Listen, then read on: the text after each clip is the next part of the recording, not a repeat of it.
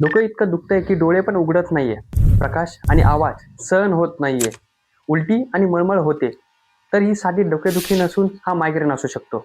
मला ही मायग्रेनची संपूर्ण माहिती पाहिजे असेल तर हा व्हिडिओ शेवटपर्यंत नक्की पहा. नमस्कार, मी डॉक्टर किरण न्यूरोफिजिओ. आजच्या व्हिडिओमध्ये आपण जाणून घेणार आहे की मायग्रेन का होतं, मायग्रेनचे कोणकोणते उपचार केले जातात, मायग्रेनवर कोणकोणते इन्व्हेस्टिगेशन केल्या जातात आणि फिजिओथेरपीने मायग्रेन कसा कमी केला जातो.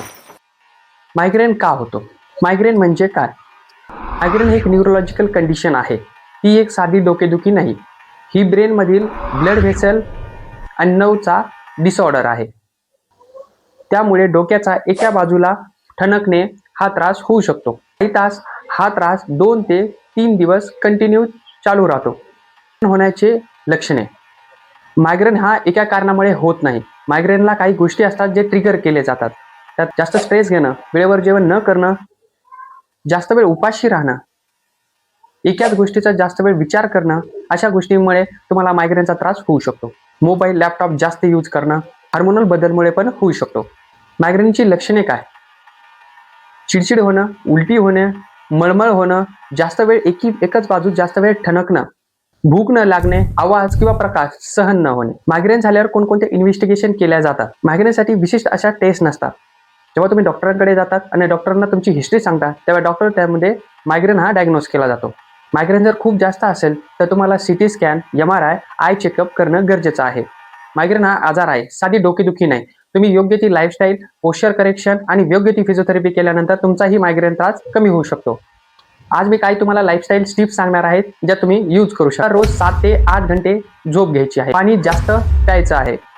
उपाशी पोटी राहायचं नाही. वेळेवर जेवण करणं गरजेचं आहे. स्ट्रेस कमी घ्यायचा आहे. उपचारानेही तुम्ही मायग्रेनचा त्रास कमी करू शकता. तुमच्या मानेच्या बाजूच्या ज्या मसल आहेत त्या टाईट झाल्यानंतरही तुमचा मायग्रेनचा त्रास ट्रिगर होऊ शकतो. त्यासाठी आज मी तुम्हाला बेसिक एक स्ट्रेचिंग एक्सरसाइज सांगणार आहे, जी एक्सरसाइज तुम्ही रेग्युलर बेसिसवरती करू शकता. प्रथमतः तुम्ही या पोझिशनमध्ये यायचं आहे. तुम्ही बाजू एका बाजूला घ्यायची आहे. त्यानंतर तुमच्या त्याच बाजूचा जो हात आहे तो मानेच्या मागच्या बाजूला ठेवून पुढच्या साईडला प्रेस करायचा आहे.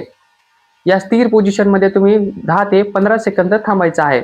हाच व्यायाम तुम्हाला 4 ते 5 वेळेस रिपीट करायचा आहे. दिवसातून तुम्ही 2 ते 3 वेळेस हा व्यायाम करू शकता. Second, tapping technique.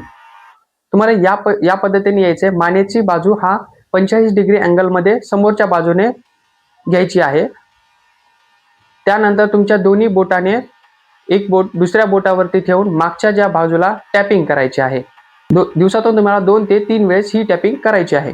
Third technique, pulling technique.